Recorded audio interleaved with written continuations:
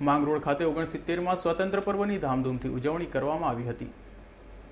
સમગ્ર ભારત વર્ષમાં 69માં સ્વાતંત્ર્ય પર્વની ધામધૂમપૂર્વક ઉજવણી થઈ રહી છે, ત્યારે સુરતના માંગરોળ ખાતે પણ જિલ્લા કક્ષાના સ્વાતંત્ર્ય પર્વની ઉજવણી કરવામાં આવી હતી। શાળાના બાળકોએ સાંસ્કૃતિક કાર્યક્રમ યોજી હાજર સૌ લોકોના મન મોહી લીધા હતા।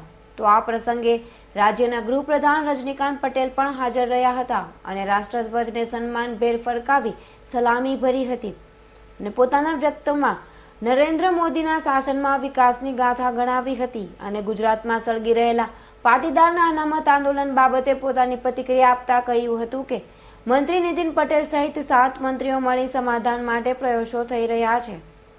સ્વાતંત્ર્ય પર્વની ઉજવણી સમગ્ર દેશ જ્યારે કરી રહ્યો છે ત્યારે સુરત જિલ્લામાં પણ માંગરોળ ખાતે જિલ્લા કક્ષાની ઉજવણી આપણે આજે કરી રહ્યા છીએ।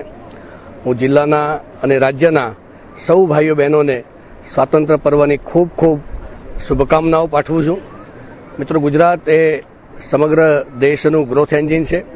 માન્ય મુખ્યમંત્રીશ્રીના નેતૃત્વમાં ઉજ્જવળ ભવિષ્ય ગુજરાતનું નિર્માણ થાય અને એના થકી દેશ ફરી એકવાર સમગ્ર વિશ્વમાં એક સ્વાભિમાની અને સક્ષમ સ્થાન પ્રાપ્ત કરે એ દિશામાં આપણે સૌ સાથે મળીને આગળ વધવાનો આજના પર્વે સંકલ્પ કરીએ।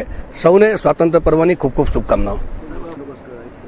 એમાં માન્ય નીતિનભાઈ સાહેબના અધ્યક્ષતામાં રાજ્ય સરકારે 7 જેટલા મંત્રીઓની એક કમિટી બનાવી છે।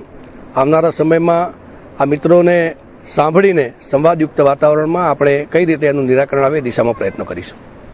જિલ્લા કક્ષાના સ્વાતંત્ર્ય પર્વ નિમિત્તે જિલ્લા બહારની પોલીસ હાજર રહી હતી અને વ્યવસ્થિત પરેડ કરતા હાજર જનમેદની પોલીસ જવાનની પરેડને જોતી રહી ગઈ હતી। ઇન્દ્રમલ શાહનો રિપોર્ટ, S9 ન્યૂઝ, માંગરોળ।